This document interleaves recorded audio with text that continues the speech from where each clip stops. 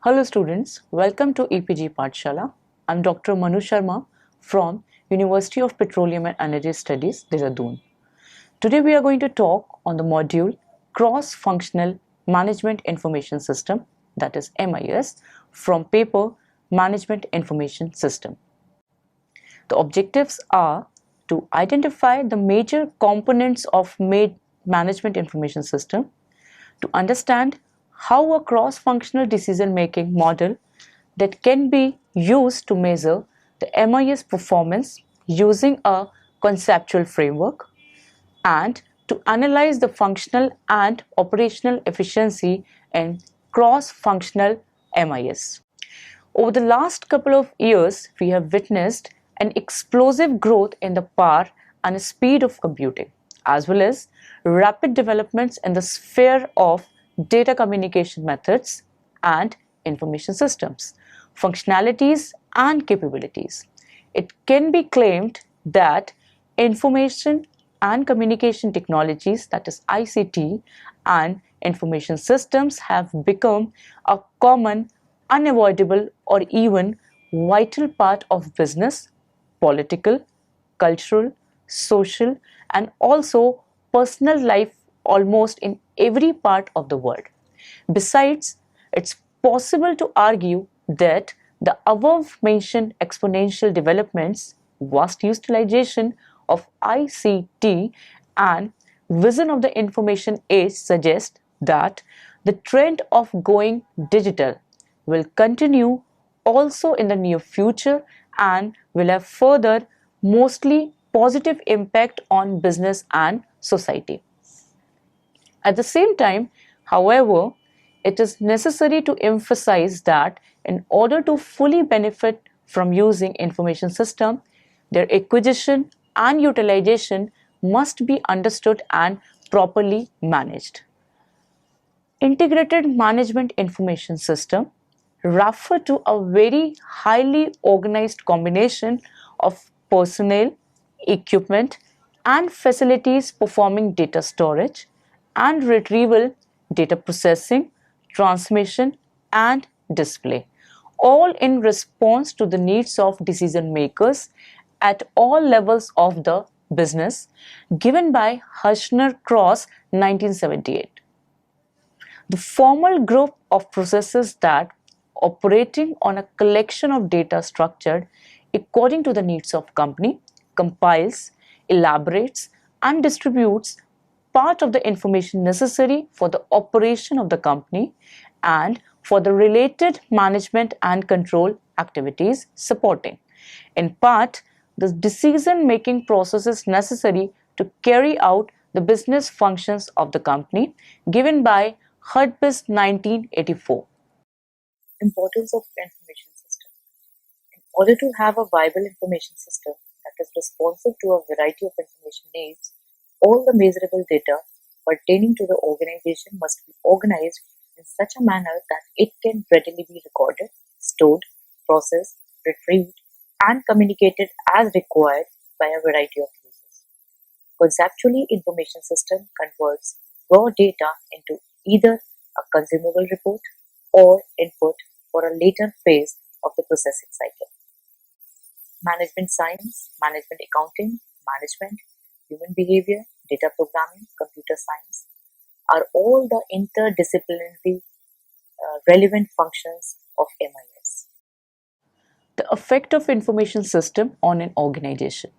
Every organization has one or more information system for its various management levels. These systems have always existed. Their goal consists of retrieving daily operational data, which can then be processed and used to prepare reports that respond to management needs. Managers of all levels must make frequent choices, selecting from a number of possibilities, not only to attain organizational objectives but also to operate, control, plan, and supervise. A management information system (MIS) is an evolutionary design in which various organizations use one system, a system that exploits computer technology and makes full use of data, information, and human resources. In converting data into information and information into significant actions, the MIS provides tools for all levels of management so that subsystems may function adequately. Cross-functional MIS effectiveness may be used to determine information technology impacts on the overall business productivity. A number of effectiveness measures have been identified to evaluate the effectiveness of cross-functional MIS in the literature under various names. There are 6 major measures. First, cost and benefit analysis. Second, multi-attribute analysis. Third, simulation. Fourth, critical success factors. Fifth, utilization. And the last, information approaches. Cross-functional systems. It is possible to categorize information systems into 3 main groups: functional systems, cross-functional systems, and integrated system solutions. The functional systems are information systems that focus on a particular business function. Thus, it's possible to divide these systems into following categories: accounting, finance, marketing, sales, and production and operations management, etc. In reality, however, these systems often do not support the information needs of just one particular department or a functional business area, but are integrated into combinations of several functional systems. To the category of the most popular information system, tools of business intelligence, that is BI, undoubtedly belong SFS, that is cross-functional systems. It may be defined as an organized combination of several functional systems. Eventually, their fundamental functionalities that are used to support information processing and decision-making needs of several departments. In other words, these systems cross not only the departmental boundaries and the boundaries of the distinct business functional areas, but may also cross the borders of the whole enterprise. In spite of the fact that these systems are more sophisticated and thus more costly to acquire and implement, they help companies to improve the vital business processes all across the enterprise, which again consequently leads to improved work effectiveness, time saving, greater efficiency of organization cost, and significant cost saving. Among the most popular and most commonly used cross-functional systems certainly belong enterprise resource planning systems, supply chain management systems, customer relationship management systems, and knowledge management systems. There is a constant requirement for a cross-functional enterprise-level information system. The main aspects of integration of cross-functional MIS are divided into integration aspect and the main characteristics of it. The first is strategy. The main characteristic of a strategy is establishing QMS first and then the EMS first and the QMS second, and the two systems simultaneously. The methodology includes the models or tools that are used in the process, and the characteristics are the national standards available to support integration and also the academic authors. The level for the integration aspect is the degree achieved by the IMS, and the characteristics will be no integration, partial integration, and full integration. That means all components of the MS are integrated into a single system. Audit systems, that is the integration level of the internal and external audits, and the characteristics of the system will be higher level of integration in internal audits than in external audits. The aspect of internal integration will be the global organization, and the characteristics of this will be increase of organizational efficiency, task simplification, optimized resources, management cost reduction, improved organization, time resources saved, departmental barriers, continuous work, greater ease of decision making, greater capacity to achieve objectives, organizational goal strategy, rule out conflicts of different company strategies, common management policy, objectives, targets, and key processes indicators related to the performance. Better and easier communication systems, and last, organizational cultural improvements. The another aspect of human resources and the characteristics will be improvements to risk management, competitive market advantage, increased employee training, optimization of training activities, better employee awareness of the importance of their work, and contributor to the whole organization and teamwork.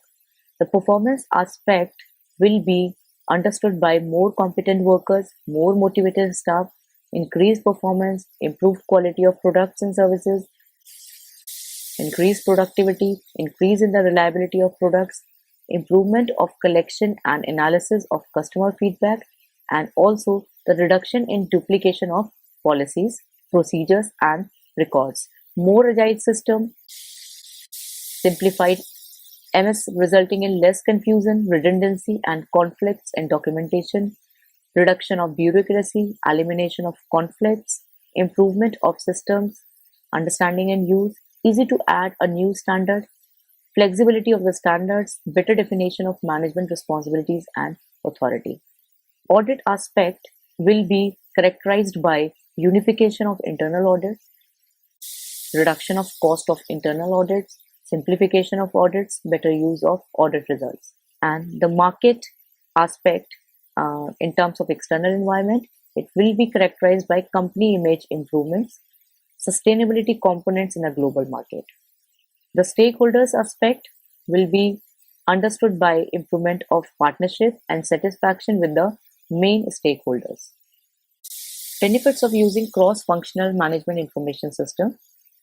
It can be understood in interfunctional MIS as well as cross-functional MIS. The benefits will be efficiency, that means productivity, cost savings, reductions in mistakes and rework, shorter leader times, improved management control, improved customer satisfaction, improved in employee results, motivation, satisfaction, teams, communication, and knowledge. And the another benefit will be profitability. The benefits will be in improvement in systemization, in market share, sales growth, improved image, exports, improvement in competitive position, improved relationship with suppliers, improved quality in product and services, improved relationship with authorities and other stakeholders. And the environmental performance will also be improved. The framework for IT-enabled cross-functional integration. A framework that helps to understand the components of IT-enabled will be understood into three different components. It breaks down the overall infrastructure into three different, somewhat independent components. The first part is the enterprise architecture. This is a high-level conceptual representation of the organization. It identifies the organizational hierarchy and its components in the form of different functions and business processes in the organization. It also includes an identification of objects and events that occur in the business environment and understanding of cross-functional interactions and workflows. The second part of the framework is an information architecture at the logical level, which considers the objects and events of interest throughout the organization and develops an enterprise-wide data model depicting the relationships between such objects and events. The model also identifies business rules and constraints and data integrity requirements. Information architecture also includes a data dictionary or a metadata repository that helps to organize and enforce uniform data definitions across the organization. The model is then implemented on a set of interrelated relational databases that may be central resource or more typically a set of databases distributed over a number of nodes in the organization. The third part is the computing and networking architecture at the physical level.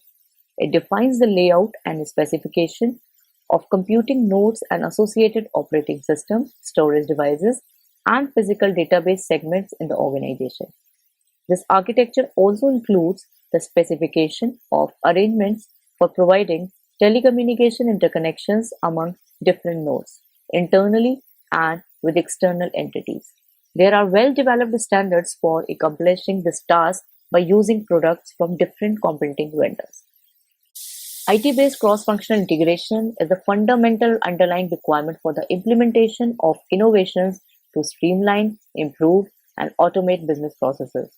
A recognition and understanding of this fundamental infrastructure requirement can contribute to its consideration and incorporation in the design and development of information system structures, right from the early stage of such efforts.